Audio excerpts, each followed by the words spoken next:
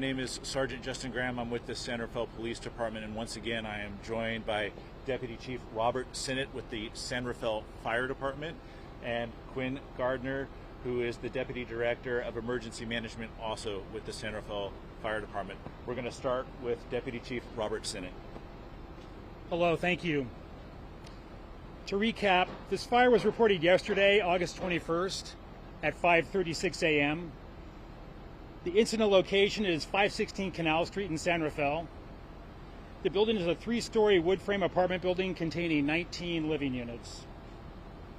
Upon our arrival, firefighters found the building nearly entirely involved in flames on all floors and from front to back and side to side. Please note, there was no delay in our response. We have 3 fire stations located within a mile of the scene. Additionally, water supply was not a factor. We have multiple hydrants in this area, plenty of water for the firefighters. Immediate rescue operations were necessary as people were trapped and jumping from windows and balconies to escape. We'd like to thank our law enforcement partners for their valuable assistance in rescuing and saving multiple lives. While rescue operations were in progress, additional fire engine companies worked to control this fire and keep it from spreading to adjacent buildings on either side. They were successful in this regard. It took nearly 90 minutes to bring this fire into control using all San Rafael fire units, including our fireboat, attacking it from the back of the building along the San Rafael Canal. Additionally, mutual aid from nearly all of our Marine Fire Agency partners assisted both operationally and in support roles. This included teams from the Kentfield Fire District, Central Marine Fire Department, Ross Valley Fire Department, Southern Marine Fire District. Please note, for emergencies at any type or scale, all fire departments in Marin County operate as one. The response is quick, coordinated, seamless, and effective. As of this morning, based on preliminary information obtained by the Marin County Fire Investigation Team, the cause of this fire is changing from unknown to suspicious. I would now like to turn this back to Sergeant Justin Graham to elaborate. Thank you. Thank you, Deputy Chief.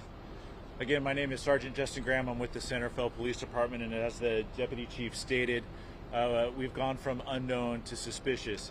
And as a result, we're taking this very seriously and using as many resources as possible to investigate what happened and how it happened. We're utilizing resources from the Marin County Fire Investigations Team and the Department of Alcohol, Tobacco, and Firearms, who has greatly assisted us with personnel and infrastructure to properly investigate what happened. As you can see behind me, we've had to close off the scene due to the amount of equipment. I just want to let everybody know that we will make every effort to get answers, as our first priority is to be able to provide those answers to the victims that were affected. But it's going to take some time. And as we go through this process, we ask for patience.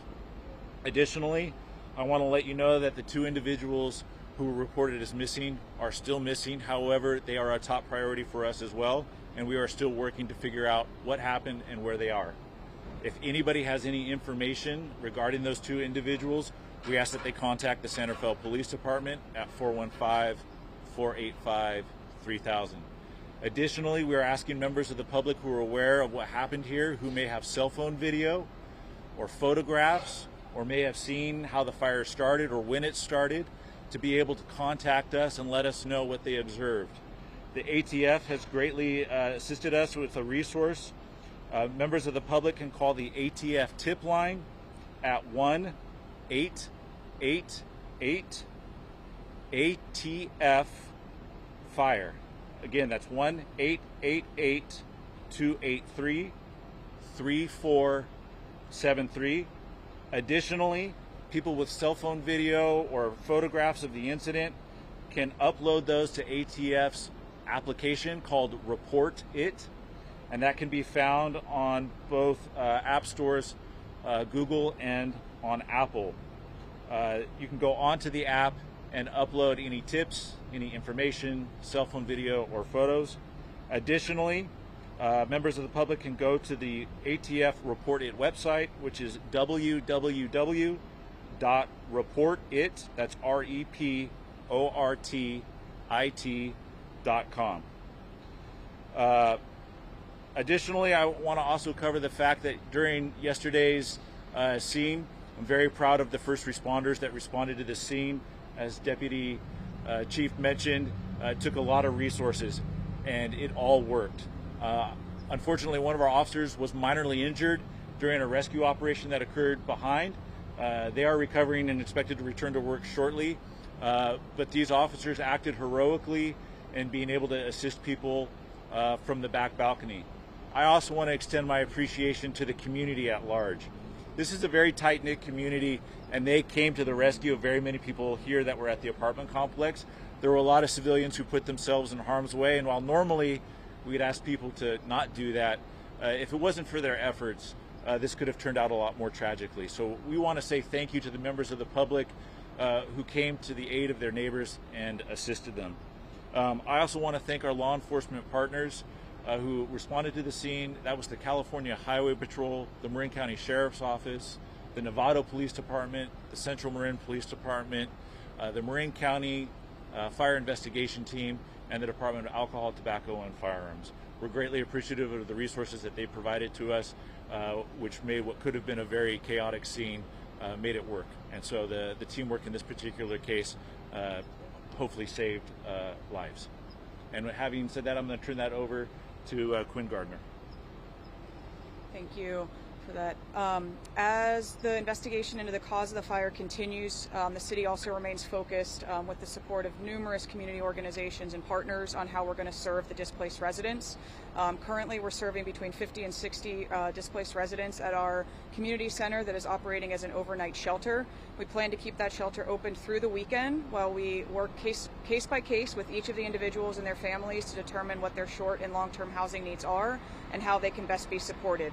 We're asking that the public avoid sending any physical donations at this time. We'd ask that anyone wishing to support these families in the immediate and in their long-term recovery donate cash at the Canal Alliance website or gift cards to local businesses where they can buy new clothing, things for children, things like that. So the Canal Alliance is doing all of our cash and gift card donations. So please support our residents in their recovery through that effort. I also just want to take a moment. This truly has been an amazing community and team effort, not just of our first responders, but our community-based partners, including but certainly not limited to the Canal Alliance, the Marin Community Foundation, the Red Cross, the Salvation Army, San Rafael City Schools, the Chamber of Commerce, all of our county partners, St. Vincent's de Paul, Sonoma County Emergency Management, and many others who have all come together to support all of these families and displaced residents on their road to recovery. So with that, I believe we are... Go ahead and field any questions if there are any. Can you go over the steps that you're taking to try and actually get into the building? What are your plans for today to see if the two missing people might have been trapped inside? So our fire investigators, both the Marin County Fire Investigation Team, the San Rafael Fire Department investigator, as well as members of the ATF arson unit, are making evaluations on the structure itself. Again, safety is going to be a priority in that. As you can see behind us, the building is in a relatively unstable shape, so we have to make sure before we put people all the way into the building that it is safe. So they're doing a lot of assessment right now to make sure that we do this correctly and that no one else gets hurt. So it will take some time, and we're bringing in a large amount of equipment to make sure that we do that right and safely. Just a little bit louder, I apologize. Yeah, obviously, like I said, we are looking for two individuals, so we are taking every investigative step that we can, and that means if we have to utilize cadaver dogs to do that, and that's exactly what we're going to do. Like I said, we're going to do this correctly and make sure that we cover all the bases.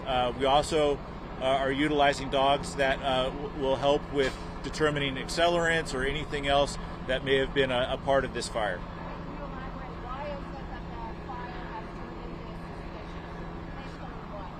So based on the nature of the way that it burned and how fast it burned, it's suspicious in nature.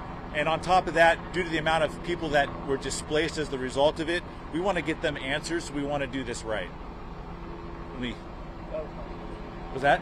Okay. Yeah, but Here's some background has details on the origin of the fire or building where it started. So that's part of this process. So we haven't quite gotten there. We're still in the very early investigative step.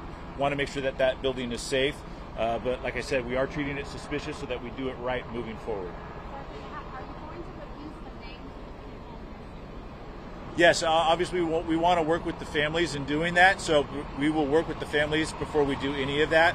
Like I said, we have investigative steps that we want to take first, and we also want to prioritize the needs of the family as well. Yes. People missing, young, older, any type of description? They're adults, they're not juveniles. How many cars were damaged? We've been seeing the tow trucks. Any idea? Any count? I think it's about 10 cars. Not all these cars are damaged. What we're doing is we're getting the cars out of the way so that we can return them back to the residents, and we're taking them over to the reunification shelter, so that way they can access their vehicle and get their property.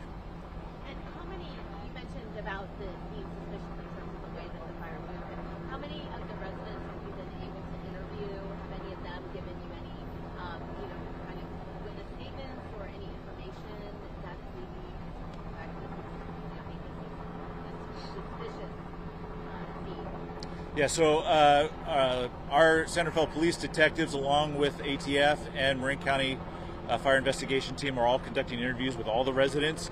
And we are conducting those interviews, and based on some of those interviews, it is also added to what we visually observed when we came on scene, which is a very rapid spreading fire, which just seems suspicious in nature. You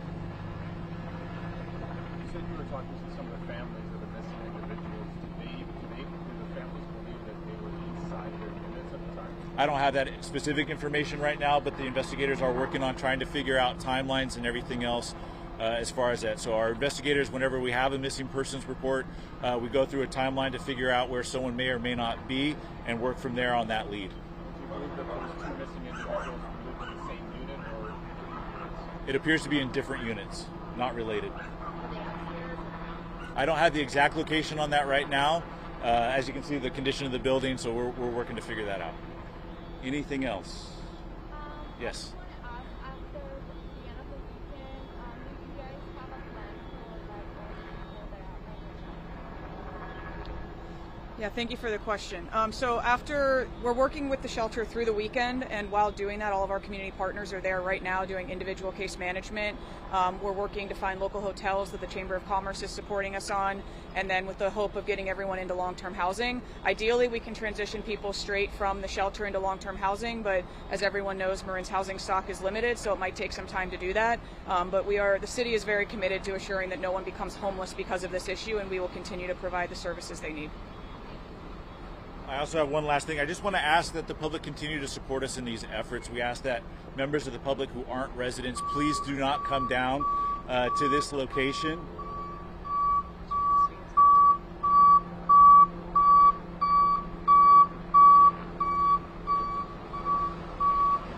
We'll take that one from the top. So we ask that members of the public please continue to work with us as they have. We ask that unless you're a resident, please stay out of the area. As you can tell, the scene's quite chaotic. We're going to continue to bring in a lot of equipment. Please check in with local businesses if anyone's doing business down here to see if the appointments are still on schedule. Otherwise, we ask that people stay off of Canal Street between Medway Road and Harbor Street, and that way they also stay off access points, which include Medway Road, Hogue Street, and Harbor Street, so that we can continue to get the resources in here to do a very thorough investigation. And with that, we're going to bring this to a close. Thank you very much for your time. And next update is Yeah, so tentatively, and don't hold me to this, tentatively we may be looking at something around 3 o'clock. Yeah, today, yes. thank you so much. All right, thank you for your time.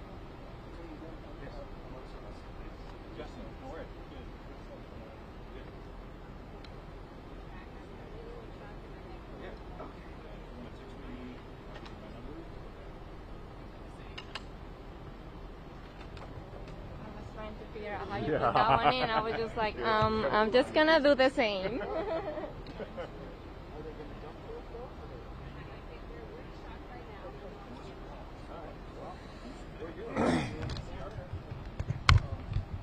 Help out the con guy.